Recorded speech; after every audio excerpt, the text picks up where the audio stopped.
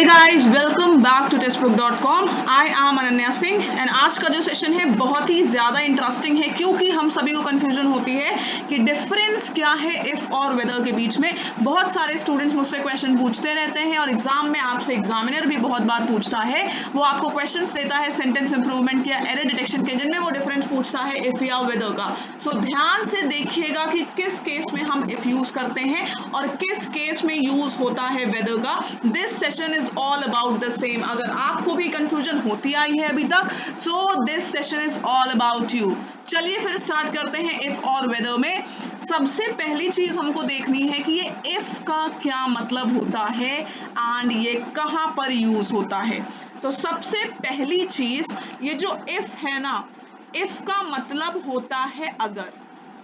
If का क्या मतलब होता है? इफ का मतलब होता है अगर, ठीक है ना। फॉर एग्जाम्पल हम हमेशा कंफ्यूज होते हैं ना कि अगर मैंने ये कर दिया तो क्या हो जाएगा, अगर मैंने वो कर दिया तो क्या हो जाएगा। तो ये इफ हमेशा अगर के लिए यूज होती है। एक जहां पर कंफ्यूजन होती है, कंडीशन होती है, उस केस में इफ का यूज होता है। बेसिकली इफ को हम कंडीशनल सेंटेंसेस में भी यूज करते हैं कि अगर ये हो गया तो क्या होगा। अगर के लिए हम हमेशा यूज करते हैं इफ का। क्लियर है। अब बात आती है कि अगर के लिए हम इफ का यूज करते हैं, फिर वेदर का क्या करते हैं। उससे पहले आपको एक चीज देखनी है कि इफ की डेफिनेशन बेसिकली है क्या। अभी जैसा कि मैंने आपको बताया है कि कंडीशनल सेंटेंसेस में आपको हमेशा देखने को मिलेगा इफ। जितने भी कंडीशनल सेंटेंस है मैक्सिमम में आपको दिखेगा कि वहां पर इफ लगा होता है। अब ये चीज हमेशा एक कंडीशन को ही डिस्क्राइब करने के लिए यूज होती है। अगर हम कुछ एग्जाम्पल्स की बात करें तो फॉर एग्जाम्पल जहां जैसे यहां पर लिखा हुआ है if you work hard for this it will be great. For example आपका कोई असाइनमेंट है, ठीक है ना, कोई असाइनमेंट है स्कूल का and you work so hard for that. अगर किसी चीज के लिए आप हार्ड वर्क करोगे तो उसको तो ग्रेट होना ही होना है। तो यहाँ पे कंडीशन लगी है, लेकिन अब किसी भी चीज को ग्रेट होने के लिए उसके पास एक कंडीशन होती है कि आप हार्ड वर्क करो। तो यहाँ पे कंडीशन लग गई ना कि हार्ड वर्क करोगे तो वो ग्रेट होगा। तो इफ किसके लिए यूज होता है? अगर के लिए, कंडीशन के लिए। नेक्स्ट देखिएगा, if it rains she will get wet. That means अगर बारिश हुई तो वो भीग जाएगी। अगर बारिश हुई, हमने किस लिए यूज किया है? अगर के लिए, कंडीशन के लिए। वो भीगेगी लेकिन कंडीशन क्या होनी चाहिए कि बारिश होनी चाहिए। तो कंडीशन के लिए हम हमेशा यूज करते हैं इफ का। ठीक, फिर नेक्स्ट स्टेटमेंट देखिए, if ma'am allows we will go to the playground. अगर मैम ने अलाउ किया तो हम प्लेग्राउंड में जाएंगे। अब प्लेग्राउंड में जाना डिपेंड किस पे करेगा? इस कंडीशन पे डिपेंड करेगा कि मैम अलाउ करें। तो again here if is used to give the condition. हमें हमेशा किसी ना किसी कंडीशन को डिस्क्राइब करने के लिए, बताने के लिए इस्तेमाल किया जाता है इफ का। क्लियर है? इफ का कंसेप्ट बिल्कुल क्लियर हो गया है। अब हम क्या करेंगे, हम आपको वेदर बताएंगे और एंड में आप क्या करोगे, इफ और वेदर के बीच में कंपैरिजन करेंगे कि किस केस में इफ यूज होगा और किस केस में वेदर। एंड गाइस एंड तक देखिएगा क्योंकि एंड में आपके लिए कुछ ऐसी प्रॉब्लम्स मैंने रखी हैं जिनको सॉल्व करने के बाद लाइफ में आपको कभी भी नहीं होगी कंफ्यूजन कि किस केस में इफ यूज करना है और किस केस में whether. Let's move forward and come to this one. इस ग्राफिक को ध्यान से देखिएगा। बहुत बार ऐसी चीजें होती है ना, फॉर एग्जाम्पल अगर मतलब हमारे पास एक पर्टिकुलर बजट है, अभी तो बहुत शादी का टाइम चल रहा है, शादी का मौसम चल रहा है, तो हर एक ब्राइड के पास अपने लिए एक बजट होता होगा ना कि इतने में हमें लहंगा लेना है, इतने में ज्वेलरी लेनी है, इतने में मेकअप करना है एंड ऑल दैट। तो उस बजट के लिए this person, this lady is thinking कि if I spend 50K on my lehenga only I will be left with just 5K for my jewelry। अगर मैंने स्पेंड कर दिया 50,000 अपने लहंगे के ऊपर तो मेरी ज्वेलरी के ऊपर सिर्फ मेरे लिए 5,000 बचेंगे। यहाँ हमने यूज किया है इफ का, वेदर का तो यूज ही नहीं हुआ है। अब हमको देखना है कि ये वेदर आखिर कहाँ पर यूज होता है। Let's move forward to whether. Whether का क्या मतलब होता है? वेदर का मतलब होता है दोनों में से कौन सा, दोनों में से कौन सा या फिर क्या, या फिर या। तो बेसिकली कंक्लूजन निकला है कि ये एक हमेशा चॉइसेस के लिए यूज होता है। Whether is always use for choices, जहां पे दो चीजें हैं और हमको पता करना है कि दोनों में से वेदर किसके लिए यूज हो रहा है।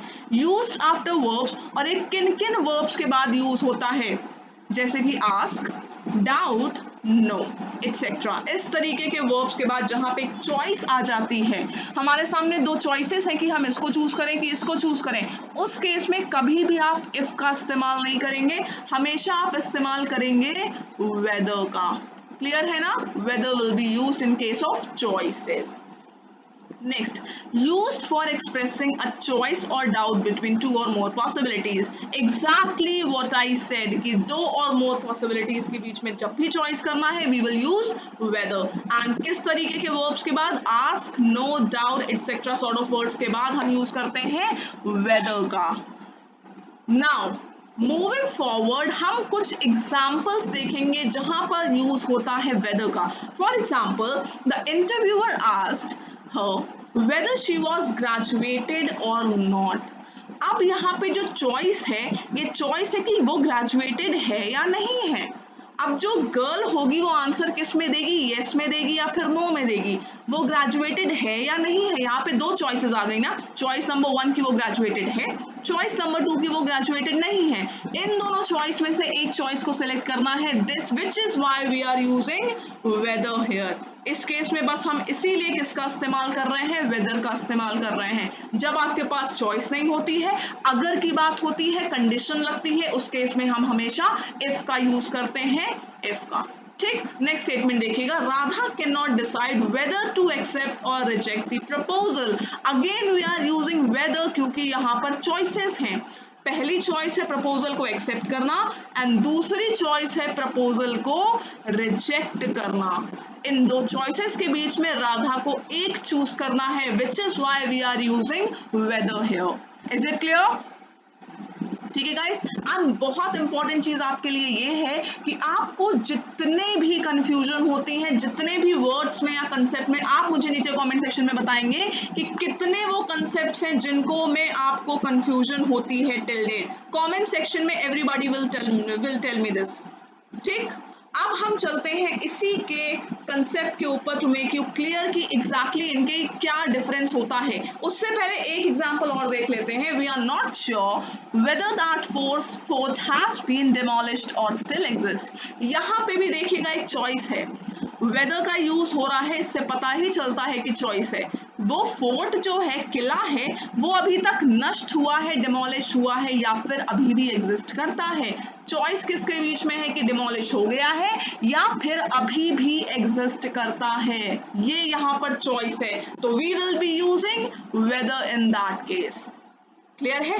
अब हम एक बार कंपैरिजन देख लेते हैं कि इन दोनों में कंपैरिजन क्या हो सकता है। लेट्स सी, ध्यान से देखिएगा। सबसे पहले ये creative, I am confused whether to take Netflix subscription और प्राइम सब्सक्रिप्शन। अब बहुत लोग जैसे होते हैं, बहुत लोग के पास तो दोनों होते हैं, लेकिन फॉर एग्जांपल आपने अपने मंथली एक्सपेंसेस में एक बजट बना के रखा है कि एंटरटेनमेंट के लिए मुझे इतने रुपए ही खर्चने हैं।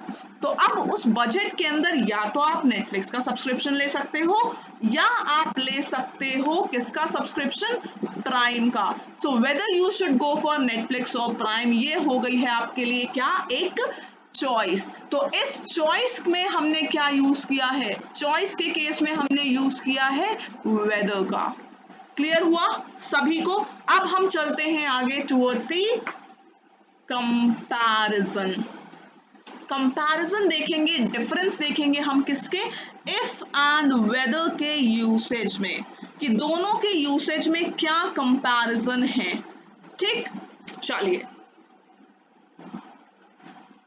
सो आपके बिल्कुल सामने क्लियरली लिखा हुआ है use of if and use of whether. अगर स्टेटमेंट में ध्यान से देखिएगा इस वाले स्टेटमेंट को, we are not sure if the fort has been demolished.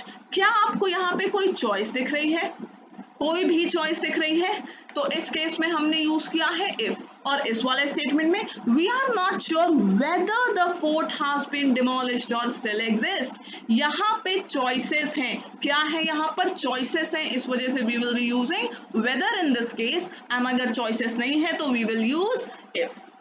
Clear है? Example number 2, Radha is not sure if she should accept the order, not order its proposal. Radha sure नहीं है कि क्या उसको प्रपोजल को एक्सेप्ट करना चाहिए, लेकिन यहाँ पे ये हमें नहीं दिख रहा है कि उसके पास रिजेक्ट करने की चॉइस है, तो चॉइसेस आर नॉट विजिबल। तो यहाँ पे हमने यूज किया है इफ का, एंड यहाँ पे देखिएगा Radha can not decide whether to accept or reject the proposal. Here are two choices कि एक्सेप्ट भी कर सकती है, रिजेक्ट भी कर सकती है। In that case we will use weather.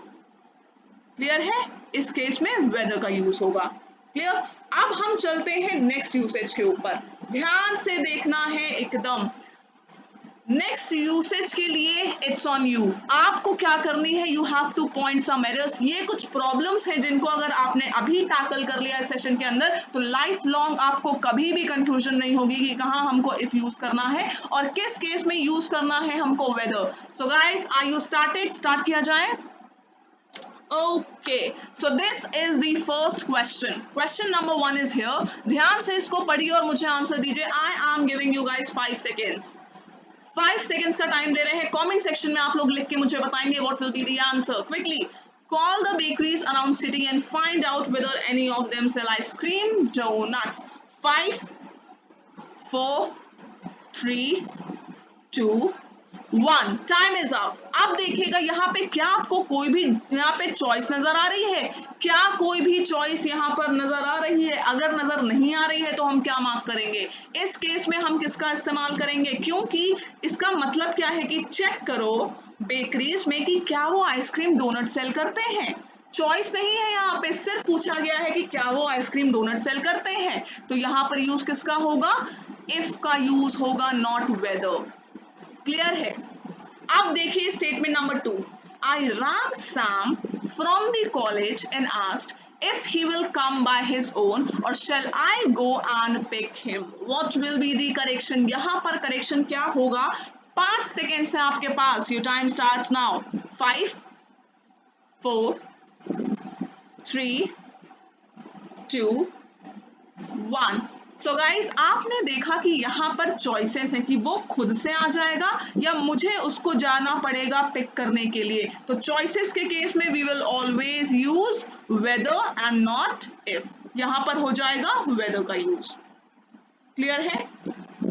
Now let's move on to the next question. इन क्वेश्चंस के बाद गाइज लाइफ में आपको कभी भी प्रॉब्लम नहीं होने वाली है, एंड ये याद रखिएगा कि आप इसके बाद अपने फ्रेंड्स तक ये बात पहुंचाएंगे, ये डिफरेंस पहुंचाएंगे कि इफ और वेदर में अगर उनको भी कंफ्यूजन है तो उनको किस सोर्स से चेक करना है। ये वीडियो उनकी सारी की सारी कंफ्यूजन दूर कर देगी। तो आपको मैक्सिमम शेयर करने हैं ये वीडियो अपने हर फ्रेंड से, अपने हर सोशल ग्रुप पे, सोशल मीडिया पे, जिससे कि ये मैक्सिमम लोगों तक पहुंचे। स्टेटमेंट नंबर 3 देखिएगा, we often wonder if to go for shahi paneer और कढ़ाई पनीर। बताइए, we often wonder if to go for shahi paneer और कढ़ाई पनीर। चॉइस आ रही है ना शाही पनीर और कढ़ाई पनीर के बीच में। चॉइस के केस में we always use weather. Weather will be there. Question number 4 is for you. Guys, 5 seconds का टाइम है, जल्दी से मुझे बताइए। 5, 4, 3, 2, 1. The time is up. The professor will be asked whether they would recommend the book to their classes. क्या लिखा हुआ है? यहाँ पे वेदर है लेकिन कोई चॉइस तो हमें दिख ही नहीं रही है। यहाँ कोई चॉइस तो है ही नहीं ना, सिर्फ प्रोफेसर से ये पूछा गया है कि क्या वो अपनी क्लासेस में कोई बुक्स को रिकमेंड करेंगे। तो यहाँ पे चॉइस नहीं है, we will use if in this case. If will be used. Next question is in front of you guys. Okay, so question number 5 बताइएगा, Sia read a letter that she would written and the board discussed whether it should be mailed. Sia read a letter that she had written and the board discussed whether it should be mailed. What will be the answer? Is there any choice? क्या आपको यहाँ पर कोई choice नजर आ रही है? No right, कोई choice नहीं है। तो यहाँ पे किसका यूज होगा? यहाँ पे इफ का यूज होगा। क्लियर है? Next question, question number 6, You should decide whether you want to select science or humanities. 5 seconds, guys. 5, 4, 3, 2, 1. The time is up. 5 second में आपको आंसर देना था और यहाँ पे चॉइस है, राइट? चॉइस है कि ह्यूमैनिटीज चूज करना है या फिर साइंस चूज करना है. There is a choice. So whether is absolutely correct in this case. Next question is in front of you and the last question, जिसके बाद अब आपको कोई भी कंफ्यूजन नहीं रह जाएगा. After the election we asked if the party should change their leaders, their policies or both. There are 3 choices. There are 3 choices और मैंने आपको बताया था in case of whether कि 2 or more choices can be there. तो choices है there whether there are 2, 3 or many choices. तो यहाँ पे क्या हो जाएगा? There are choices, so we will use whether in place of if. So guys, it is clear? I hope it is clear to all of you. आपको comment section में मुझे बताना है वो सारे topics जो आपको confuse करते हैं. आप मुझे suggestion देंगे वो सारे topic का और मैं कोशिश करूंगी next video will be of difference between which and that. Next video will be on the difference between which and that. So guys, if you haven't subscribed to the channel yet, go and subscribe and do like this video. अगर आपको पसंद आई है maximum friends के साथ share करिएगा.